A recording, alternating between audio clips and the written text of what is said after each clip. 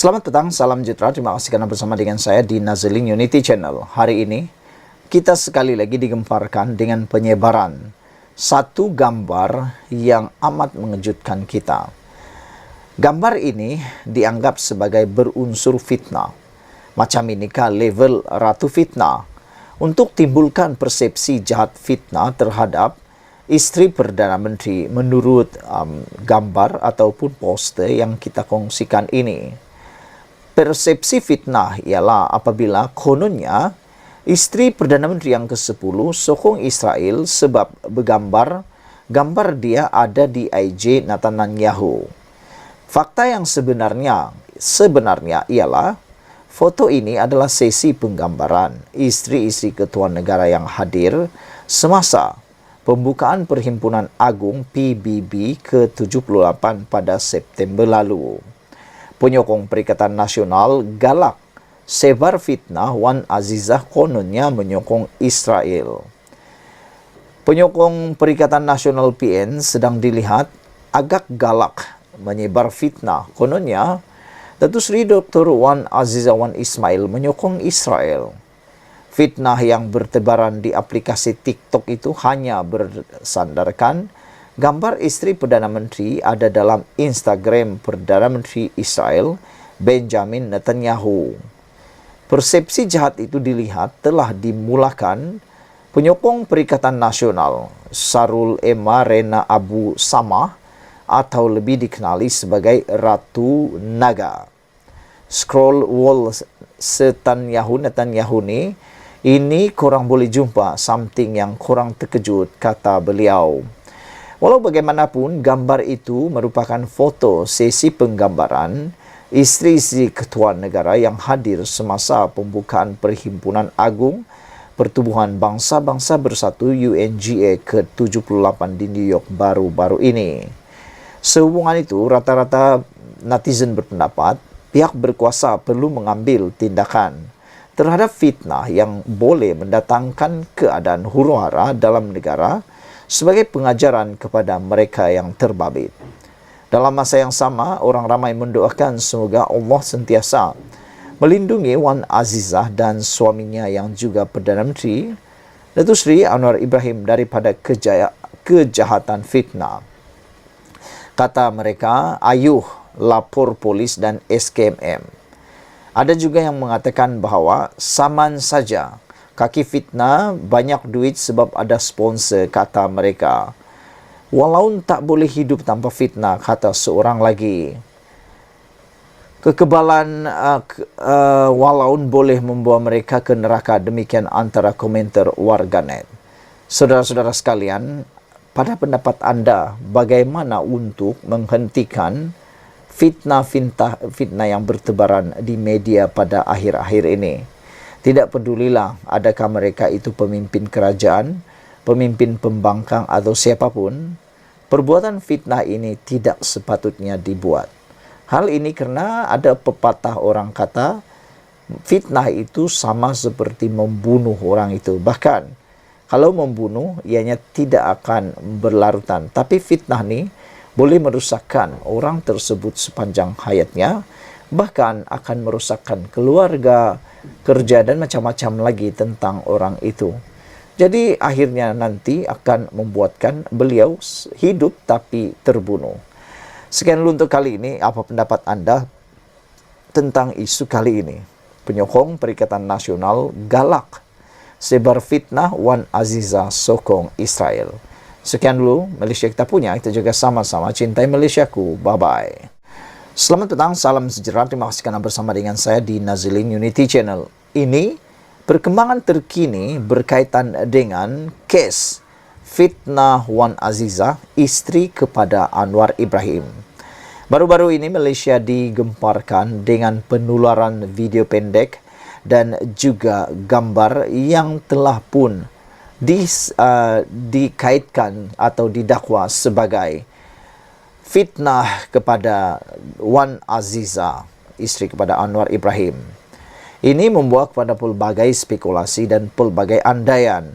Termasuklah kata mereka ini semua adalah satu teknik untuk mahu menjatuhkan Datuk Seri Anwar Ibrahim. Ada juga yang mengatakan bahawa mereka telah kehabisan modal untuk menjatuhkan Datuk Seri Anwar Ibrahim.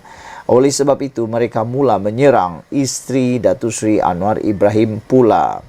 Namun demikian, ini pengakuan daripada pihak polis berkaitan kes siasatan Wan Aziza Wan Ismail di fitnah itu.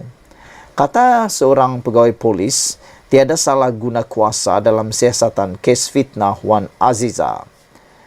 Tiada penyalahgunaan kuasa dan penyelewengan dalam siasatan berkaitan kenyataan berbaur fitnah terhadap isteri Perdana Menteri Datuk Seri Dr. Wan Aziza Wan Ismail, tegas polis Diraja Malaysia PDRM. Pengarah Jabatan Siasatan Jenayah Bukit Aman Datuk Seri Muhammad Suhaili Muhammad Zain berkata, siasatan dijalankan secara profesional berlandaskan prosedur yang ditetapkan undang-undang. Kertas siasatan telah dirujuk ke Pejabat Peguam Negara selari dengan peruntukan perkara 145/3 Perlembagan Persekutuan dan masih di peringkat kajian, katanya dalam kenyataan hari ini. Beliau berkata pihaknya turut menyangkal dakwaan pihak tertentu berhubung isu kegagalan menjawab soalan pegawai penyiasat semasa rakaman percakapan diambil mengikut Seksyen 112 Kanun Tata Cara Jenayah.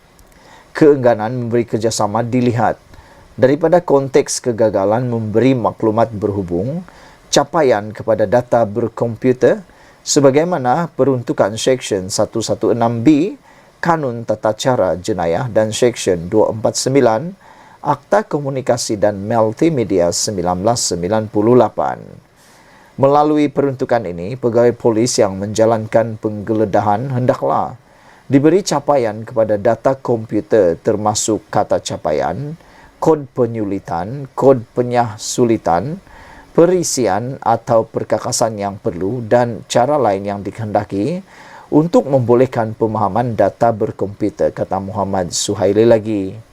Pada 22 Oktober lalu, PKR Bandar Tun Razak membuat laporan polis terhadap 3 pengguna media sosial yang didakwa memuat naik hantaran berbaur fitnah terhadap Dr. Wan Aziza yang juga ahli Parlimen Bandar Tun Razak. Susulan itu, penyedia kandungan media sosial terbabit yang dikenali sebagai Ratu Naga memberi keterangan kepada polis Khamis lepas berhubung hantaran berkenaan. Kata beliau, kata Ketua Polis Negara Tan Sri Razaruddin Hussein, dilaporkan berkata Ratu Naga tidak menjawab 33 soalan yang ditanya dan polis merampas sebuah telefon bimbit dan kad SIM. Saudara-saudara sekalian, ini amat mendukacitakan pihak netizen dan juga mengejutkan kita. Bagaimana Ratu Naga tidak menjawab 33 soalan yang ditanya oleh polis tersebut. Sekian untuk kali ini. Jangan lupa tinggalkan komen anda. Sila tekan butang subscribe. Malaysia kita punya, kita jaga sama-sama cintai Malaysiaku. Kita jumpa lagi. Bye-bye. Selamat petang, salam sejahtera. Terima kasih kerana bersama dengan saya di Nazilin Unity Channel. Isu kali ini memang luar biasa, membabitkan anak bekas Menteri Kementerian Dalam Negeri, iaitu Hamzah Zainuddin. Apabila hari ini Peguam Negara telah menolak representasi kes minyak masak melibatkan anak Hamzah Zainuddin. Representasi dikemukakan Peguam Muhammad Faisal Hamzah ditolak melibatkan 9 pertuduhan, mengemukakan dokumen palsu dan memiliki minyak masak lebih had. Jabatan Peguam Negara menolak permohonan representasi dikemukakan Peguam mewakili anak bekas Menteri Muhammad Faisal Hamzah 39 tahun terhadap 9 pertuduhan mengemukakan dokumen palsu dan memiliki barang kawalan minyak masak melebihi had tahun lalu. Perkara itu dimaklumkan Timbalan Pendakwa Raya Kementerian Perdagangan Dalam Negeri KPDN Nur Alimah Muhammad Sanusi di hadapan Hakim Mazni Nawi pada prosiding di Mahkamah Session Seremban. Faizal adalah anak kepada bekas Menteri Dalam Negeri Hamzah Zainuddin yang ketika ini adalah Ketua Pembangkang. Pihak pendakwaan juga memaklumkan belum menerima sebarang permohonan representasi daripada wakil seorang lagi orang Kanas Saman OKS yaitu Azizul Abdul Halim 55 tahun. Pada tarikh lalu prosiding, pihak peguam bela Azizul ada menyatakan akan hantar representasi tetapi sehingga kini belum dihantar. Bagi representasi dihantar peguam Faisal ditolak. Mohon ditetapkan tarikh bicara kes ini, katanya menurut Harian Metro. Terdahulu, peguam Nasuha Badruddin dan Indran Kumararuguru yang mewakili Faisal berkata, pihaknya menghantar permohonan representasi pada 28 Jun lalu. Peguam Hasnan Hamzah mewakili Azizul memberitahu mahkamah pihaknya belum menghantar permohonan representasi. Namun bagi memudahkan mahkamah, beliau meminta mahkamah menetapkan tarikh bicara. Mahkamah kemudian menetapkan perbicaraan pada 5 Jun, 7 14, 21 dan 28 Ogos 2024 dengan memanggil 15 saksi untuk memberikan keterangan. Prosiding pada 20 September lalu untuk mendengar keputusan representasi dua pengarah syarikat termasuk anak bekas menteri itu tertangguh. Selepas pihak pendakwaan memaklumkan hanya menerima representasi daripada Faisal, manakala Azizul belum mengemukakannya. Media pada 5 April lalu melaporkan dua pengarah syarikat termasuk anak bekas menteri dihadapkan ke Mahkamah Session Seremban atas 9 pertuduhan mengemukakan dokumen palsu dan memiliki barang kawalan minyak masak melebihi hak dibenarkan. Kedua-dua tertuduh mengaku tidak bersalah.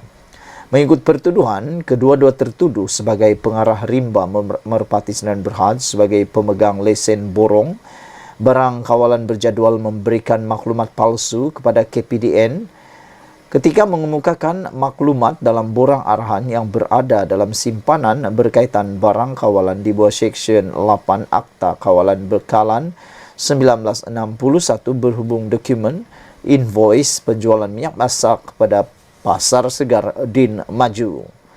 Kesalahan itu dilakukan pada 5 petang di Pejabat KPDN Seremban 2, 12 Ogos 2022. Mereka didakwa mengikut Seksyen 8 dalam kurungan 4 kurungan B Akta Kawalan Bekalan 1961 yang boleh dihukum bawah Seksyen 22 dalam kurungan 2 Akta yang sama.